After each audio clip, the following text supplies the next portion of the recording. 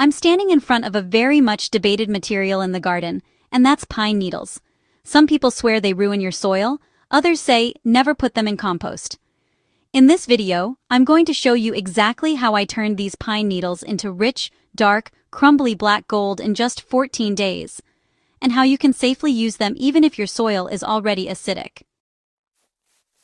Let's start with the big myth: pine needles and soil acidity. Fresh pine needles are acidic on the outside when they first fall, but as they break down, that acidity disappears. Well-finished pine needle compost usually ends up close to neutral, so no, you're not going to destroy your soil by using them correctly. The real issue with pine needles is not pH, it's that they're tough, waxy, and slow to break down. That's why most gardeners complain they sit there for years and never compost. So to get pine needles to turn into black gold in 14 days, we're going to help nature out and give the microbes exactly what they need: the right size, the right partners, and the right conditions. Here's the basic plan we're going to follow. First, we're going to shred or break up the pine needles so they're not long, slippery needles anymore.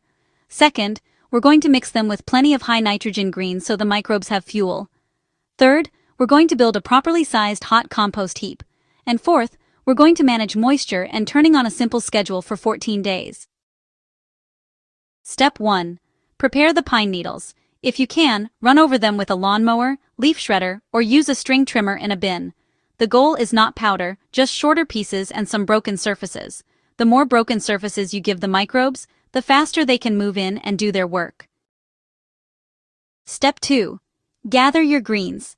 Pine needles are a very carbon-heavy material, which means they're like dry firewood to microbes. To balance that, we need materials rich in nitrogen, like fresh grass clippings, kitchen scraps, coffee grounds, spent garden plants that are still green, or fresh manure if you have it. So, here's a simple rule of thumb for this fast pine needle method. For every 1 bucket of pine needles, you'll want to use 1 bucket of greens and about half a bucket of something brown and absorbent, like shredded leaves, straw, or even shredded cardboard. Step 3 is to build the pile to the right size. For a hot compost that can transform in, say, 14 days, your pile really needs enough mass to heat up. So, aim for at least 3 feet by 3 feet by 3 feet. You can build this in a bin, a simple wire cage, or, honestly, just a freestanding heap. Start with a loose layer of pine needles on the bottom, then a layer of greens, then a sprinkle of your extra browns, and just keep repeating. As you build, mix with a fork or your hands, so you don't end up with a solid layer of pure needles. As you build, pay attention to moisture. You want the pile about as damp as a wrung-out sponge. If you grab a handful and squeeze, it should feel moist, but not drip more than a drop or two. If it's too dry, the microbes go to sleep. If it's soupy, they run out of air. So as you layer, lightly water dry materials and let wet kitchen scraps and greens do some of the work for you. Once your pile is built, give it a final mix to blend everything together and then lightly shape it into a dome. This helps shed excess rain but still holds heat in the center. At this point, if you put your hand into the middle of the pile, it will feel just like room temperature. Over the next 24 to 48 hours, that's going to change. So, from day 2 to day 4, this is really when the magic starts to happen. Microbes find this food and, well, they start multiplying like crazy. Inside the pile, it's honestly like a tiny factory at work. If you have a compost thermometer, you'll probably start seeing it climb into the 120 to 150 degree range. But hey, if you don't have a thermometer, just push your hand into the middle of the pile. It should feel warm, maybe even hot. That's your sign that everything is working just as it should. On day 3 or 4, we do our very first turn. Turning does 2 things. It brings fresh oxygen into the pile and pulls the outer, cooler material into the hot center. To do this, you'll want to take your fork, pull the pile apart, and rebuild it right next to the original spot.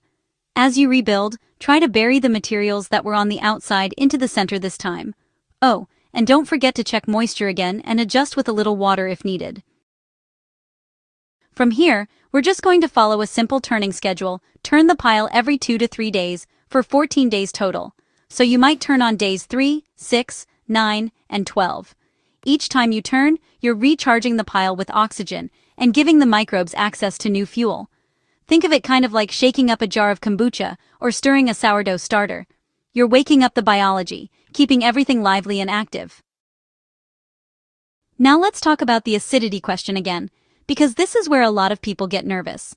When pine needles are fresh and whole, they're a bit like citrus peels, acidic on the surface. But as soon as microbes start breaking them down and mixing them with other materials, that acidity doesn't stay as a problem. By the time you have dark, crumbly, earthy-smelling compost, the pH has moved much closer to neutral. To be extra safe, I like to keep pine needle compost to about 10 to 20% of my total compost mix when I'm using it in vegetable beds, especially if I'm already gardening on naturally acidic soil. So if you garden on clay or neutral soil, you can use pine needle compost like any other. If you garden on very acidic soil, simply blend your finished pine needle black gold with compost made from leaves, kitchen scraps, or manure so you're spreading out that material and keeping your soil balanced. If you're ever unsure, you can do a simple home pH test of your finished compost and your garden bed before applying. Let's jump to day 14 and look at the results. When you peel back the outer layer of the pile, you'll still see a few recognizable bits of pine needle, but the majority will be dark, crumbly, and smell like a forest floor. That earthy, sweet forest smell is exactly what you want. If it still smells sharp, sour, or like ammonia, it's not quite finished. Simply give it another turn and a few more days. When you squeeze a handful of your finished pine needle compost, it should hold together lightly, then break apart when you poke it. You'll notice the structure is slightly different from leaf compost. Pine needle compost is fluffy, well-aerated, and fantastic for improving drainage and texture in heavy soils. It's also excellent as a mulch around perennials, berries, and ornamental shrubs. Here's how I like to use this pine needle black gold. In vegetable beds, I'll add a thin layer, about half an inch to an inch, and gently fork it into the top few inches of soil before planting. Around blueberries, strawberries, and other acid-loving plants, I'm comfortable using a bit more. And around trees and shrubs, I'll use it as a light mulch, leaving a gap around the trunk. If you've been afraid to use pine needles, I hope this shows you they're not a curse. They're a resource. With the right balance of greens, a proper pile size, consistent moisture, and a simple 14-day turning schedule, you can turn what most people throw away into beautiful, living soil.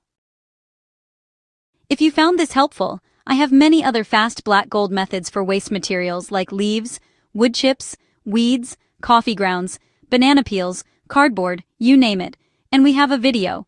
Be sure to give us a like and subscribe to the channel. I post new organic gardening and composting videos every week. And also please be sure to drop me a comment below on your results with this method or any other methods that you have tried. I'd love to hear from you, and so would others. This way, we can all learn from each other. Thanks for watching, take care, and I'll see you in the next one.